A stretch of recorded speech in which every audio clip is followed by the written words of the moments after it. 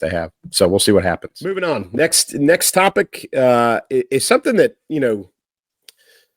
Elsa and I don't cover. We hit on the fringes.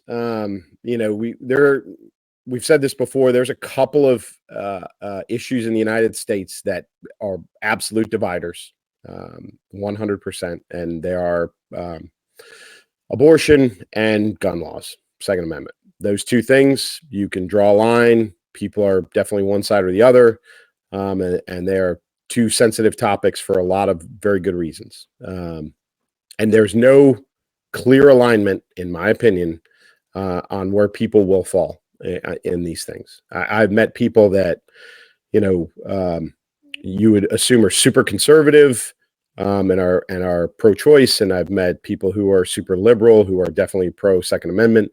So it's not a clear cut and dry thing. But what we're seeing now, and really in the very recent past few weeks, so there's a constant, right? This administration has been talking about an assault weapons ban since the election. Okay. Now, we can go down the line. We can go through the vocabulary. People have a problem with the term assault weapon because it doesn't mean anything. What is an assault weapon?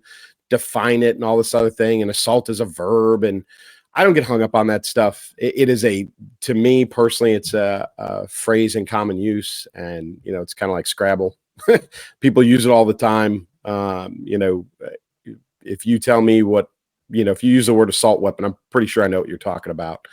And generally referred to as most of the AR, AR-15 platforms, or something that looks like an AR-15 or something that looks like an AK-47. Those are about 95% of what people are referring to when they say assault weapons. Civilian version, of course. But the administration has been talking about an assault weapons ban and a high capacity magazine ban since the election, since last election, and that's not going away. They've been pushing for that, and they push for it legally. They push for it in all sorts of illegal ways. When I say illegal, like non-procedurally, the ATF does things outside of its bounds and has been put in check a couple of times by multiple levels of appeals court and Supreme Court. Just for all of you that know, the ATF doesn't make laws. They like to think that they do, but they don't make laws. And when they start restricting Second Amendment rights by directives and determinations and other things, they're essentially trying to alter the law, which they don't have the authority to do. Regardless, that's one of the ways that the administration is trying to fight against assault weapons and high capacity magazines. Now, recently, we also had a federal judge who determined that it is okay for illegal immigrants to purchase a gun in the United States. Now, I will tell you, I'm a gun owner, and I purchased my fair share, that every time that you go for that federal background check that is required whenever you buy from a licensed gun dealer, for people who believe that you can just walk into a Walmart and buy a gun and turn around and walk out, with no background check or whatever, that's not true. That doesn't happen. You buy from any licensed gun dealer, okay, and you follow the law it's supposed to be followed, you have to fill out and request a federal background check. Happens for everybody, okay? And it doesn't matter. If I buy a gun today, I got to go and apply for the background check. If I go back 48 hours later to buy another gun, got to do it again. And oh, by the way, if they put in the background check, it's only good for so many hours for you to actually purchase the gun before they've got to do it again, because things happen, right? You can commit a crime within, X amount of hours. So there are checks and balances in place. Regardless, there are a number of questions you have to fill out on that background check. And most of them fall in section 11 of the form. There's a number of questions, are you currently, evading the law? Do you use, drugs? Do you have mental health issues? Have you ever been incarcerated? There's a bunch of things on there. 11K. Right? Question 11K is, are you in the United States illegally? If you check yes to that, it's an automatic denial. Not allowed to purchase a firearm. That's on the federal background check form from the ATF. Okay. The federal government and the ATF, who everybody likes to say, you know, whoever the anti-gun side keeps saying is, you know, they get to set up whatever they want. Just like I said, the ATF doesn't set up the laws, but they do have a lot of power in who gets to purchase weapons and what type, right? And then that flows into law. And the background check is part of that. But this federal judge just determined that that is no longer relevant. That specific question is no longer relevant. Well, if you're here illegally, it doesn't matter. You should still be able to own a gun. So what differentiates that felony, because it's a felony, what differentiates that felony from any other felony? Right?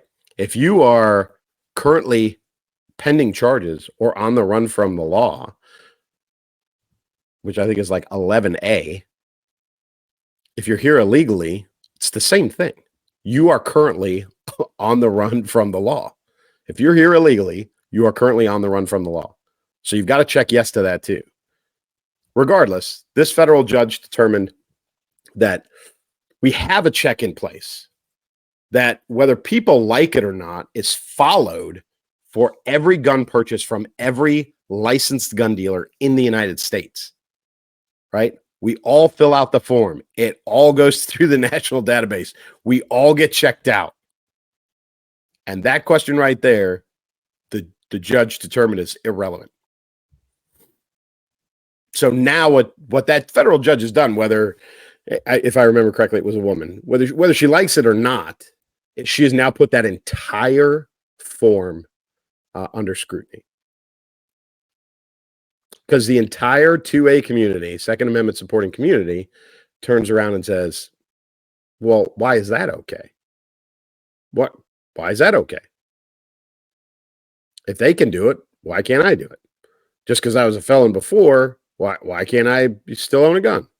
I wasn't a violent criminal, blah, blah, blah, blah. I mean, there's the whole form is now under scrutiny. Okay. Which, you know, there's a lot of good and bad in that. But I don't think the federal judge, you know, I don't think this was the outcome she was looking for. Regardless, Vice President Harris, who is the gun czar, we talked about her being the border czar last week. The gun czar, who heads up the Office of Gun Violence Prevention. Again, another tag that they threw on her that she hasn't done anything with. She was at, I think, Stoneman High School, site of a previous school shooting, which is always a tragedy. And I don't say that offhandedly. It really is a horrible thing, where she made an announcement of a couple of things. The bipartisan, this is in a you can go to whitehouse.gov and find this, but it's an announcement about the Bipartisan Safer Community Act, which, truthfully, if you look at the words that are written, is nothing. It's very much there to just appease the masses. It looks like something's being done, but when you get into the nuts and bolts of it, it's actually very, very hollow and doesn't do anything.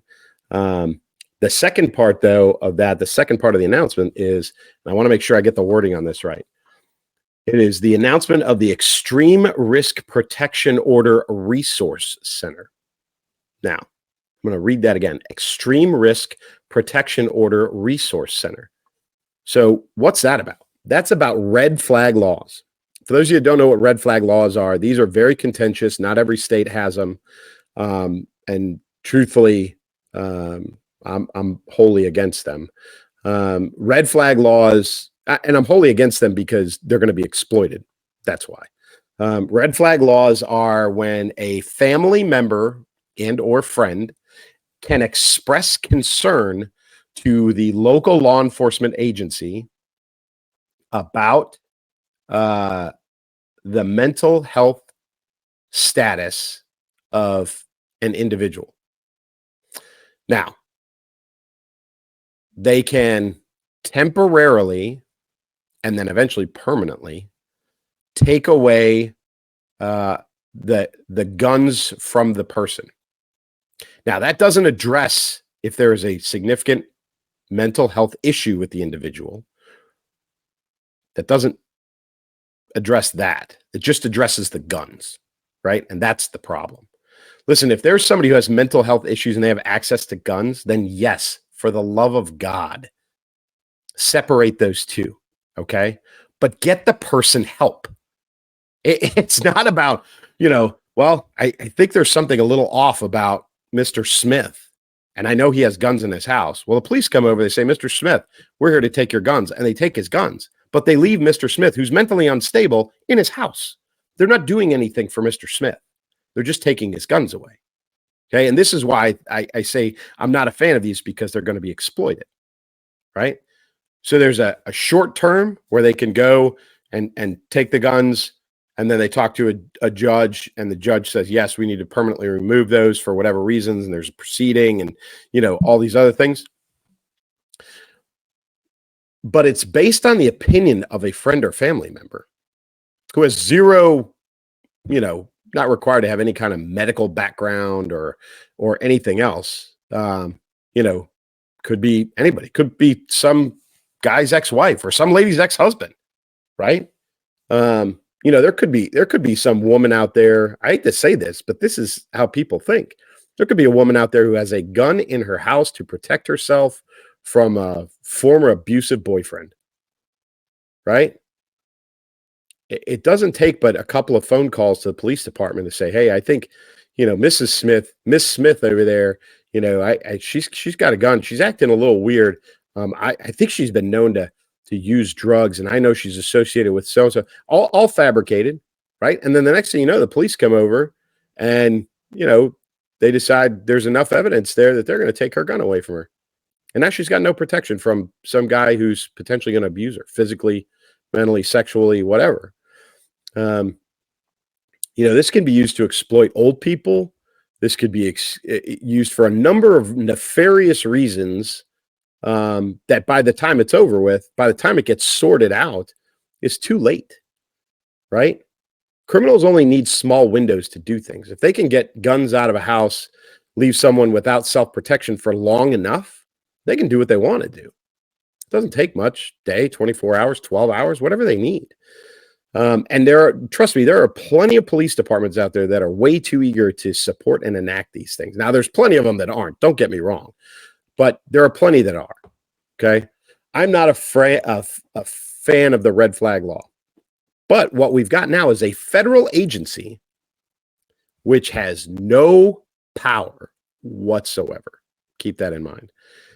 Federal agency, the Extreme Risk Protection Order Resource Center, that is supposed to be there to help law enforcement agencies, families, lawyers, whoever else needs to use red flag laws. Right. So you have red flag laws. Now you've got a federal resource center that shows you how to maximize red flag laws. And this falls under Department of Justice. So this is about getting red flag laws enacted in places where they don't have any. This is about getting red flag laws maximized in their use so that local law enforcement and then eventually other types of law enforcement get involved and have the backing to take more guns away from more citizens. This is all part of the gun grab campaign that goes on with this administration. That's what it's about. And never let them convince you that it is about anyone's safety, because it's not.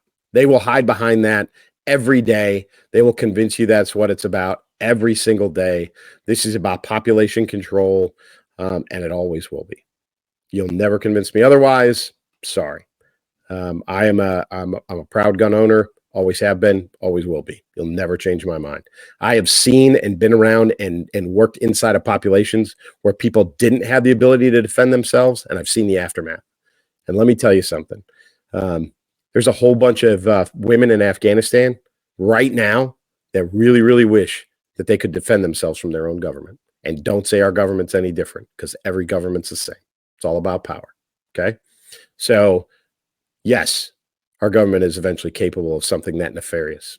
It is. Okay. We put Japanese in prison camps in the 40s. Okay. Wasn't that long ago. All right. We've done some pretty horrible stuff. And it's not like we're not capable of doing it again. So, not a supporter of any of this. But it is about the overall campaign, the Second Amendment campaign, anti-Second Amendment campaign from the federal government, and really, and this administration particularly, and really all the blue administrations, all the Democratic administrations are the same. This is what they're about. This is one of their main goals, is to disarm the population. So what can you do? If you're an owner, even if you're not, exercise your Second Amendment rights on a regular basis. I try to. But I say this wholeheartedly and all completely honestly. If you own a gun, you should be trained to use it. So I'm not saying go out and buy a gun just to have a gun. Go out and be a responsible gun owner. Get trained on how to use it. If you have one in your house, you should know how to use it. And when to use it and all those things. But go out and do it. And if you have never done it, find somebody who does. There are plenty of places that give classes. I'm sure you have a friend, whether you know it or not, who is a gun owner and will happily take you out shooting. We're everywhere. There's tons of us. So it's an important individual right that I think we are too quickly ready to wash away and get rid of, because we're being sold that it's everybody's safety issue, and it's really not. So anyway, exercise that right. Don't let this administration keep passing things without actually going through Congress and establishing laws as they like to do. And keep an eye out. There's a lot of places you can find this information. Google it. It's pretty much that easy. But yeah, so keep an eye on that. Again, a new. Oh, by the way, those are also your federal tax dollars being spent on something else. The Extreme Risk Protection Order Resource Center. I think they're calling it the ERPO. ERPO, yeah. Keep your eyes out for it. Again, it was mixed in some word salad from the current vice president. All right, like many of you, I woke up this morning to some horrible news that France